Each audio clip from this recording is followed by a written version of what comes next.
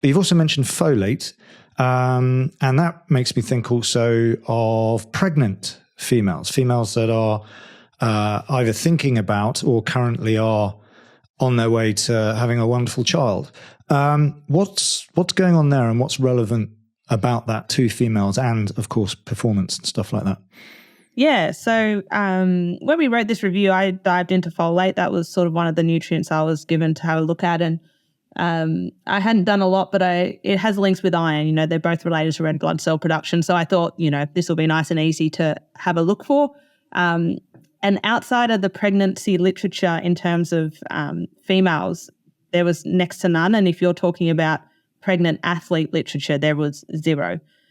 So we typically say that a healthy woman requires about 400 dietary equivalents of folate a day, and this increases to about 600 in pregnant women. And this is simply because the blood volume's expanding. You're needing to create new red blood cells for not only yourself, but to support a child as well.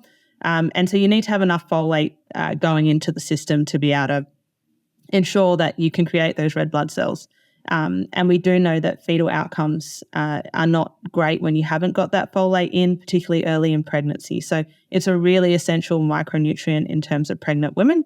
In athletes, we don't really know much more than that, though, unfortunately, at this point. You know, you can only imagine that not only are they trying to create red blood cells to support a fetus, but they're also trying to do it to support their aerobic capacity and their ability to train and perform at the higher levels, still probably in the early stages of their pregnancy. So that demand could be much higher.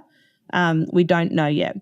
I think the big thing we came to the conclusion around was that most dietary supplements do come in doses of around 800 to 1,000 dietary equivalents, and therefore that's probably sufficient for an athlete as well. We think that sort of has enough buffer.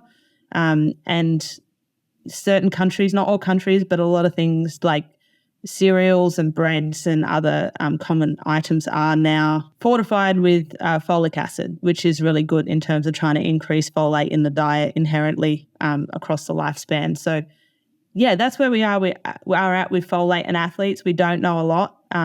We don't see a lot of deficiencies, but we probably also don't test for a lot of deficiencies, and that's probably why we don't see them too.